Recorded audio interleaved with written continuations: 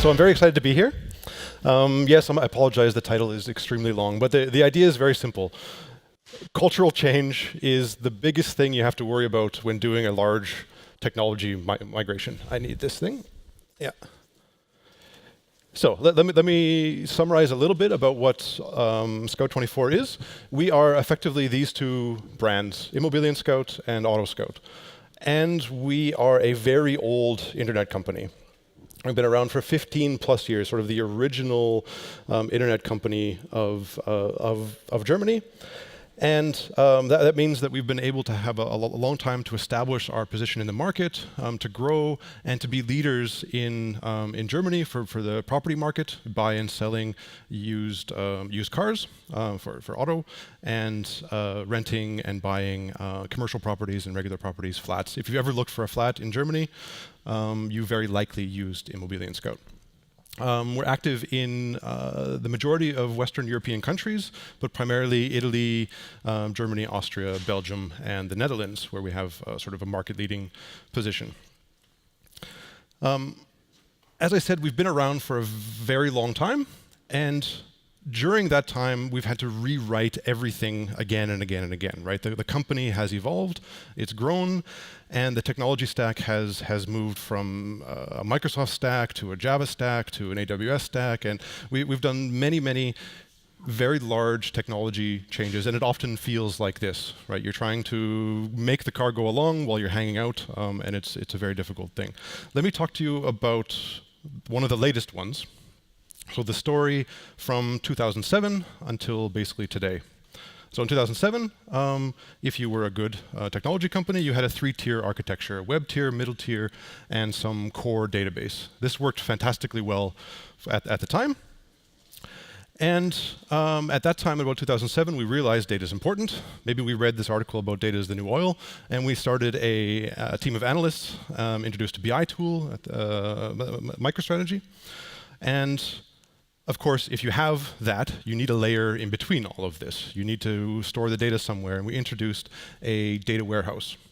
All of this is based on Oracle. The core operational database is Oracle, the staging database is Oracle, and the data warehouse is Oracle.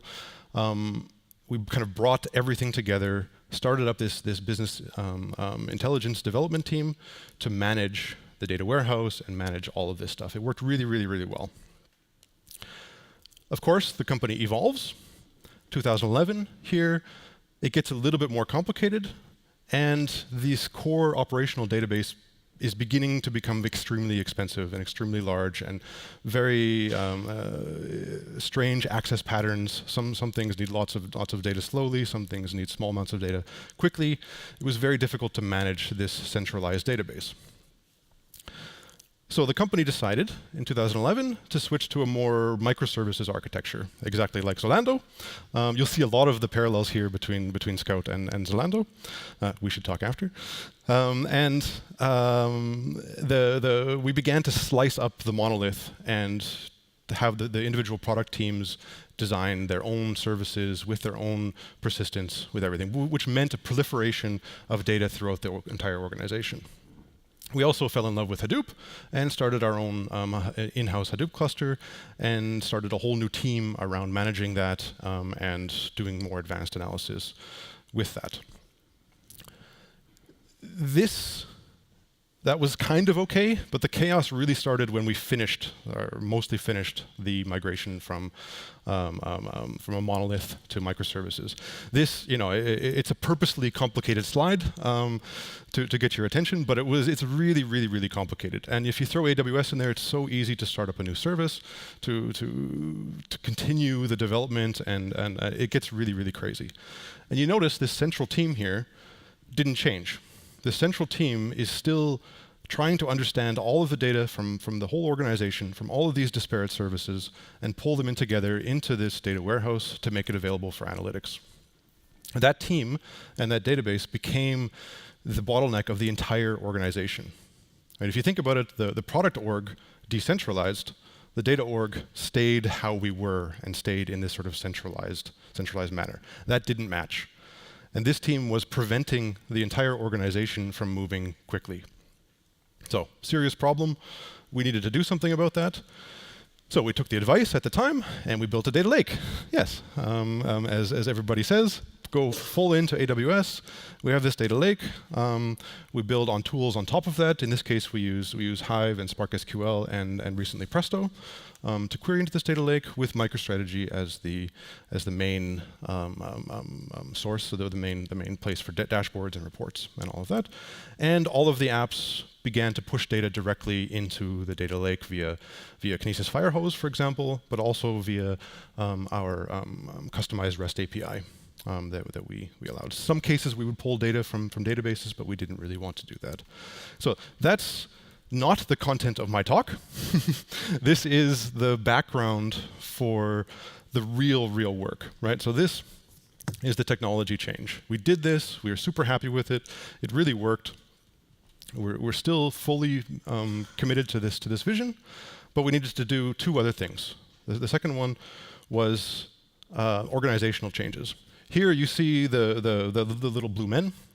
We've combined the BI development team and the data engineering team. That was sort of essential. It wasn't two separate teams anymore. One team that took care of this data platform. And we kind of restructured the way that data was thought in the organization, made a baseline here, which is the platform, and two areas on top of that, one for analytics, one for data-drivenness within the company, and one for data products. And we positioned the data science team kind of in the middle of all of that. And we did one more thing.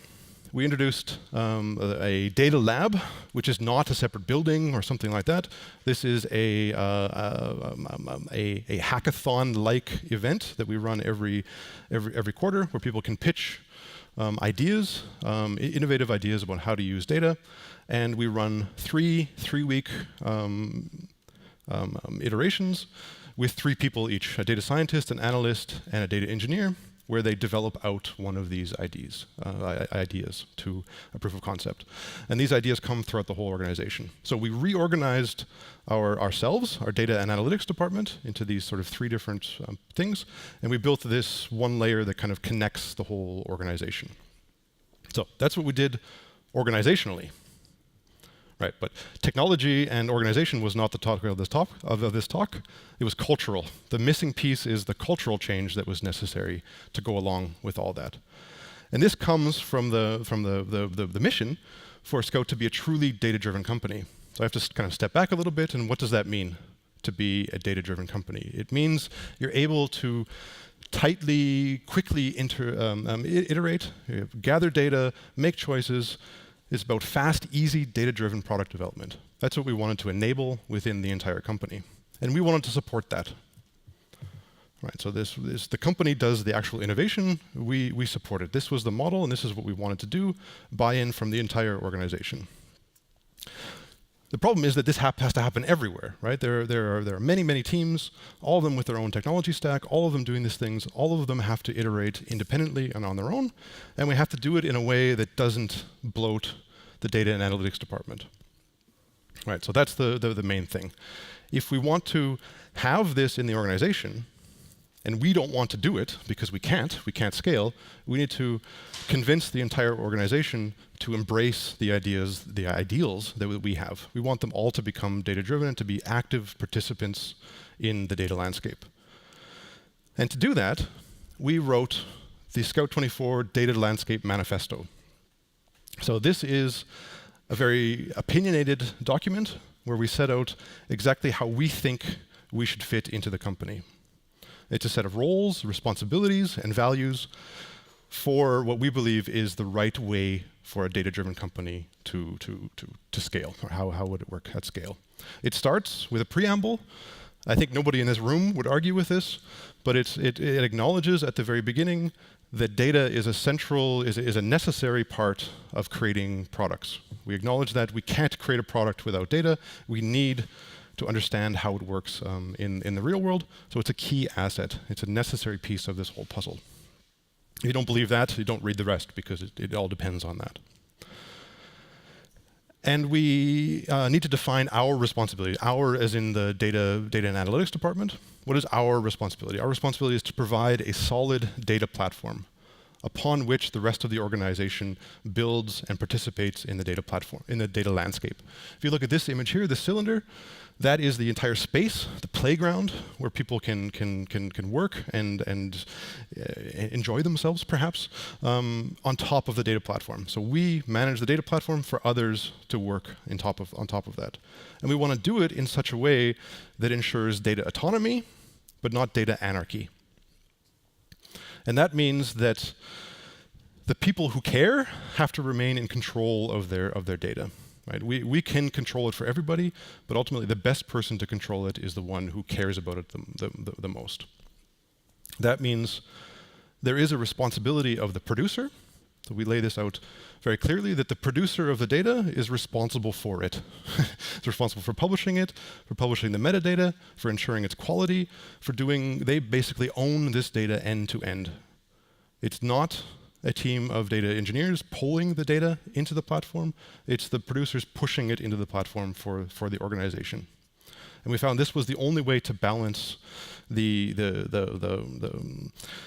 difficulty of doing stuff with data versus the need within the organization. If it's not useful, nobody will push it in there, right? And it's not us to decide that. It's the producers or the consumers to decide that. Yeah, next.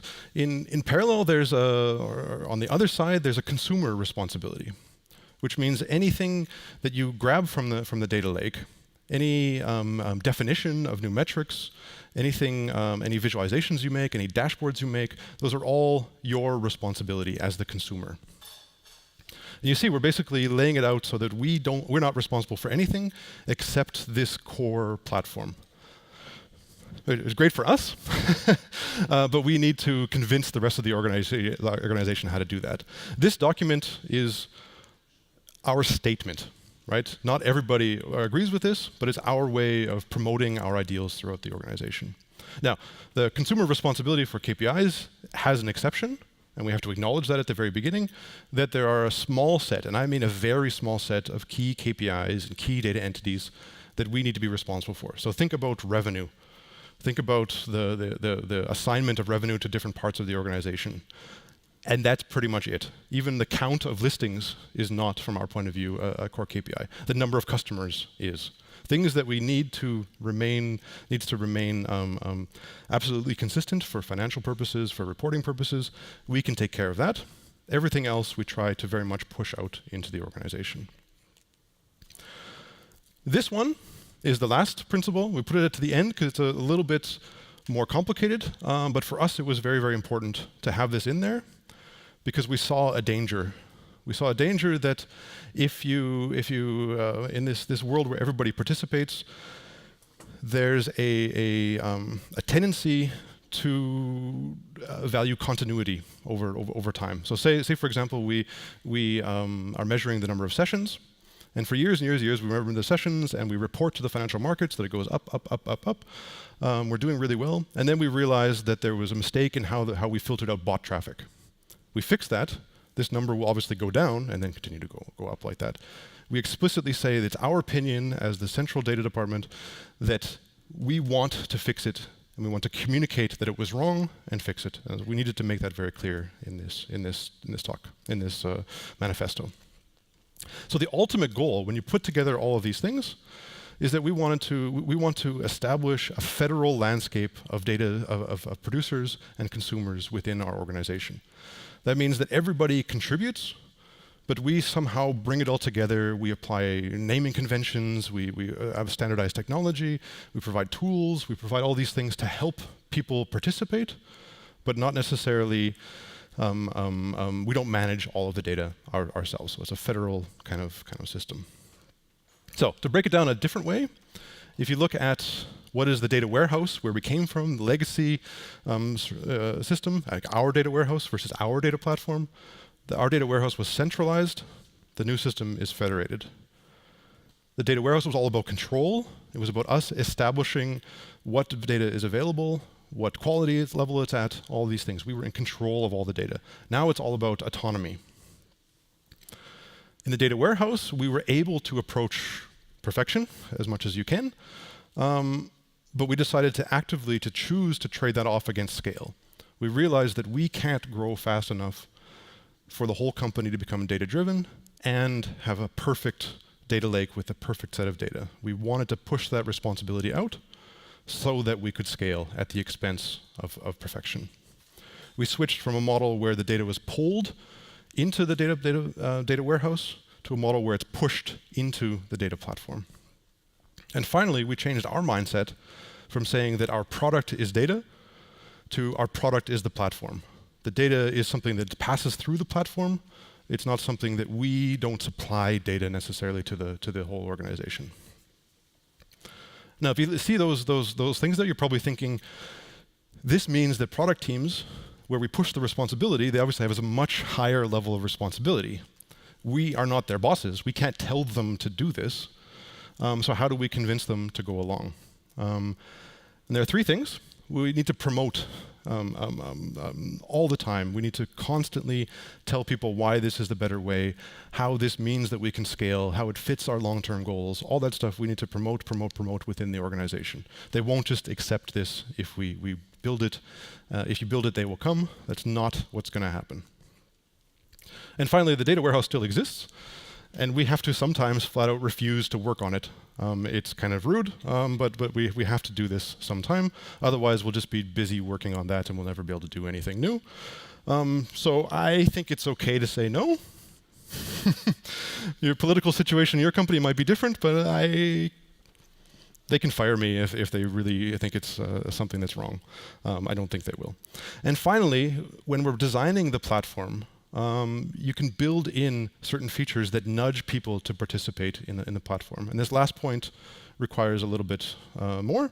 A nudge comes from this great book by Richard Thaler, a psychologist who is about designing economic systems and government systems and this kind of thing to nudge people to participate. So a nudge, in his idea, is a thing, a feature of the entity that makes it easier to participate in this system than to not.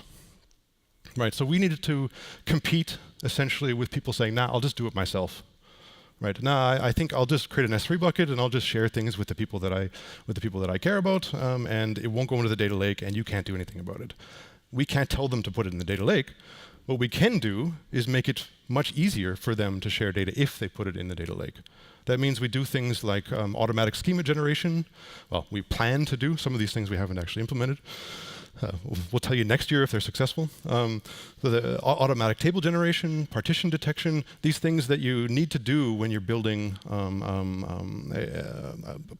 relational kind of structure on top of a data lake. You don't have to do that manually. We will do it automatically for you. We will handle backup and disaster recovery for you. You can be safe in putting your data once into the data lake and then removing it in your source system. We say that this data will remain there over time. So you can focus on your product. Let us deal with the historical data, essentially. We'll take care of access control for restricted data. GDPR is super important. We can do that for you. And we can provide tools for optimizing file formats for efficiency, converting from JSON to Parquet, for example. And to wrap things up, a few learnings and lessons from this whole process. It's an ongoing thing. We're still learning. We're still going through it. We're making strides. And this is what has helped us so far. Like I said before, change has to be technological. You have to get that solid. You have to get the organizational situation solid. And you need to convince the organization to do this kind of cultural change, to own into the system, which is really what we want. We want them to be active participants in the data landscape, not passive, I will just use whatever data is given to me. They need to be actively participating in this. And that's a cultural change. You should build features into the platform itself that nudge people along, that counteract the resistance. Don't just do it based on what's most efficient, but do it based on what would actively encourage participation. And it goes without saying a little bit, but communication is by far the most important arrow I have in my quiver to promote cultural change throughout the organization. And finally, and most importantly, I believe that having this manifesto, having this strong opinion about data it pushes forward this vision. Without a strong opinion, if I gained consensus throughout the whole organization, I would just have a different data warehouse. I would have something a little bit different. It would evolve. We need to make a radical change and move towards a vision of the future that is, in our view, better. So, have a vision, be opinionated, and be a leader for data-driven cultural change within your organization. And with that, I say thank you, and I welcome questions. Thank you.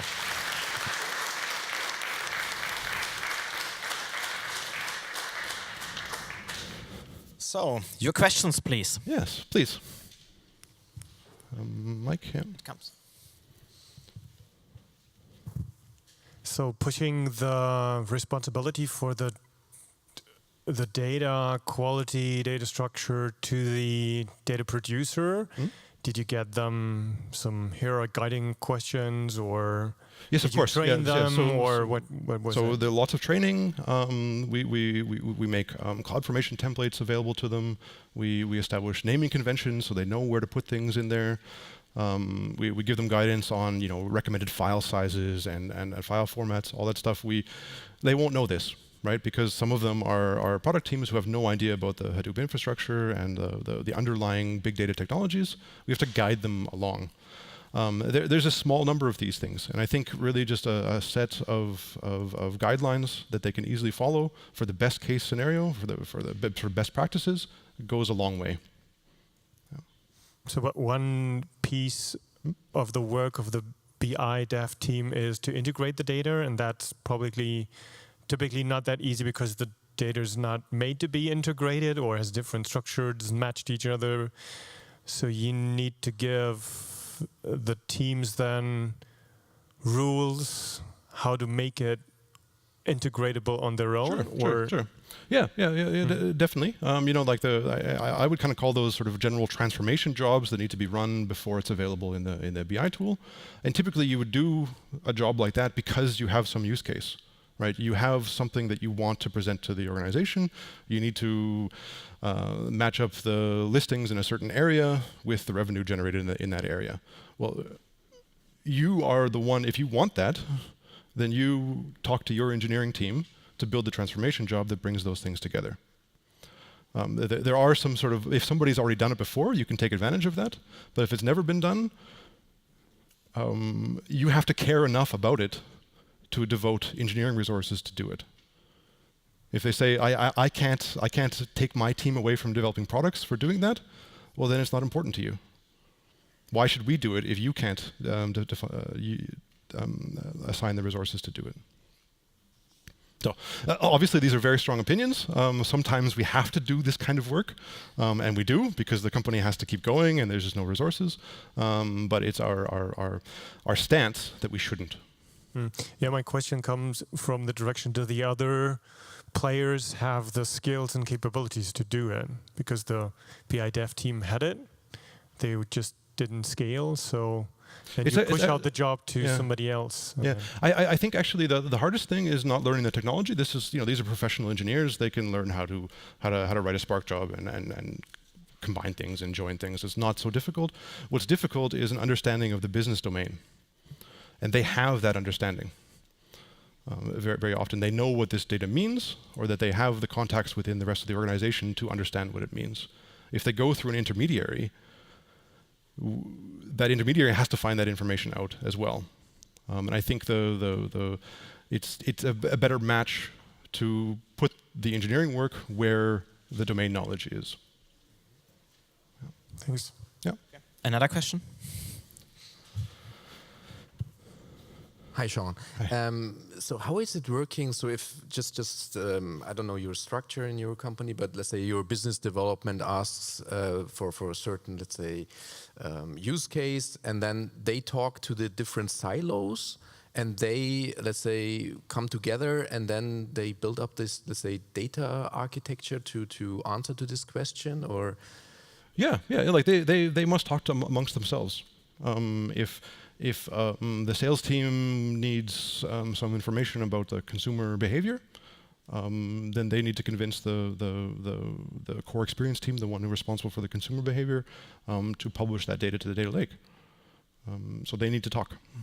And the data is pre-prepared, so there is no raw data. So that's a basic rule of business intelligence in the past was take the data as the rawest format and put it in your data warehouse, or let's say in your Hadoop cluster. So you are the silos are preparing the data, and then they are pushing it in your environment. We encourage them to push in raw data, and then to transform it in the data platform itself after that, so that others can take advantage of the raw data. Okay. Yeah. Thank you. Okay. Any more questions? Yes. Yeah. So exception of the out of the rules in your opinionated list, opinionated list. Yeah. So the owning the core KPIs. So what is the reason for that? So this is, if you think of this different stakeholders in the organization, there tends to be an engineering team or an analyst assigned to each sort of business unit. There is engineering capacity and there is analysis capacity in every different part in the organization, except the executive leadership team, essentially. So this rule comes out of the realization that we act as the engineering team and as the doers for the executive leadership team. What they need, we do, because there's nobody else who can do it. I don't doubt that there should be such a team that owns core KPIs. Yeah. The question is, why do you assign them to data platform? Why they are not outside of the data platform as a separate team responsible for? Well, it mostly is. You know, like internally, we have the data platform team that's focusing on these hardcore engineering issues, and then there's teams of analysts and various different pieces that work together. Typically, the data engineering team does not deal with these core KPIs, but the data and analytics department as a whole. The skill sets are completely different. Yeah. So. Okay. Okay. More questions from you in the audience? Okay, I still have also some questions about the consumer and producer of the information. Yeah. And they are not always on the same department or the same people, of course. What's really the benefit for the producer if he pushes his information into your platform? Well, first of all, he gets to use it himself. If he don't need it? If his process is running fine without pushing the data into your platform. Then obviously these teams have to talk, and they have to. One has to convince the other that this is important. I have no easy answer for that. Yes. Other than they should sort that out amongst themselves. Then I can add to that that at Zalando we went further, and in company strategy paper it's explicitly written that every producer of the data should publish its information into the data lake, and there is no way out. So nobody can keep the information not in the data lake. So everything should be published. Yeah, that would be fantastic. We, as a data and analytics department, we don't have the domain over everybody else to be able to make that. It would have to come from somebody in upper management. At some point in time, if this becomes a problem, that would be exactly the solution. Yeah. Yeah. Also, as I said before, in 1 year, I will ask you again how this concept has improved. Thank you. Thank you very much. Thank you.